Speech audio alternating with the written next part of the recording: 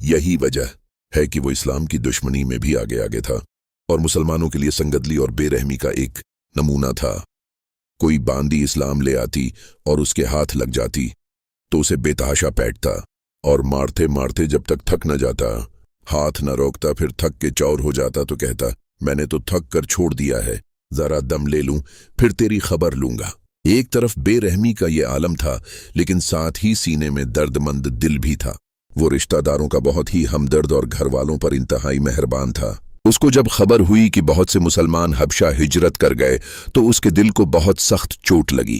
और जब उसने ये सुना कि नजाशी ने मुसलमानों को पनाह दे दी और मक्का से गए हुए दोनों सफीर नाकाम लौट आए, तो वो सिर पीट के रह गया। उसकी आंखों में खून उतर आया और कंपटी की रगें भी गुस्से से थराने लगे। मोहम्मद ही उसकी गांठ है, उसने कुरैश में फूट डाली है, उसने खानदानों में ये खलीज खुदी है और उसी ने अपनों को बाहम टकराया है। हाँ, तो अब उसका सिर ही कलम करके दम लूंगा।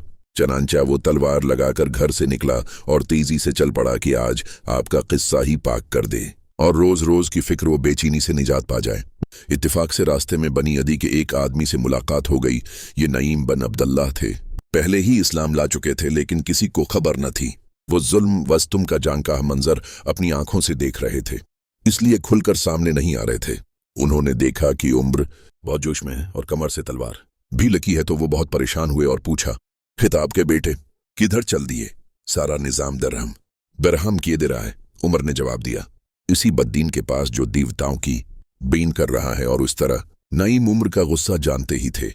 उन्होंने सोचा नहीं सचमुच आपकी जान खतरे में न पड़ जाए, इसलिए किसी तरह उम्र का रुख बदल जाए। चुनांचा फौरा एक तदबीर उनके ज़हन में आई और वो बोले, वाह उम्र, तुम किसी धोखे में हो। क्या मोहम्मद को कत्ल कर दोगे तो अबद मनाफ तुम्हें जीता छोड़ देंगे। ये सिलसिला अभी जारी है।